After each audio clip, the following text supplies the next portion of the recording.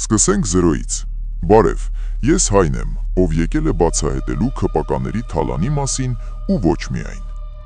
Խոսելու եմ դրանց ու նախկինների կապերի մասին։ Խոսելու եմ փաստերով։ Իրար հետ բացահայտելու ենք ամեն ինչ։ Մինչ սկսել է, խնդրում եմ բաժանորդագրվեք, որով ցույց կտաք, որ դեմ եք թալանի։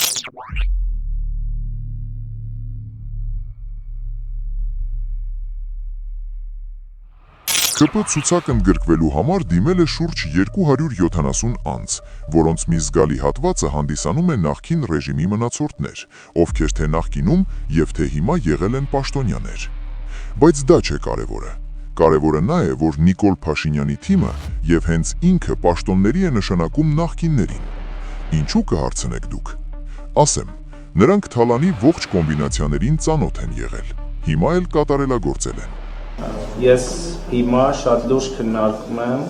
Ռուսաստանի նախարարի երրորդ տեղակալի պաշտոնում նշանակել մի մարդու, ով հանրապետական կուսակցության անդամ է։ Հիմա շատերը կասեն, թե ես Տաշիրենց կամ Քոչարյանենց կամ մյուսների կողմից ստեղծված կերպար եմ։ Ոչ, ես բոլորին դեմ եմ, ու վստահ եմ, որ ձեզանից շատերը ևս դեմ են։ Դրա համար պետք է համախմբվել ու սրանց բոլորին քշել, մաքրել քաղաքական դաշտից։ Թե ինչում, դուք ինձանից լավ եք հասկանում։ Ձեր հոգու խորքում համոզված եք, որ ես ճիշտ եմ ասում, որ 2018 թվականին ոչինչ տեղի չի ունեցել, որ ընդամենը միայն կառավարության կազմն է փոխվել,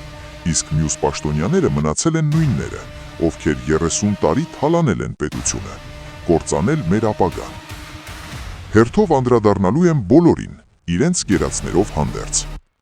Երբ մեր թիվը հասնի 1000-ի, այստեղ կհրապարակեմ մի ապացույց, թե ինչ է արել Նիկոլ Փաշինյանը 2022 թվականին, որից հետո որևէ կասկած ձեր մոտ չի մնա։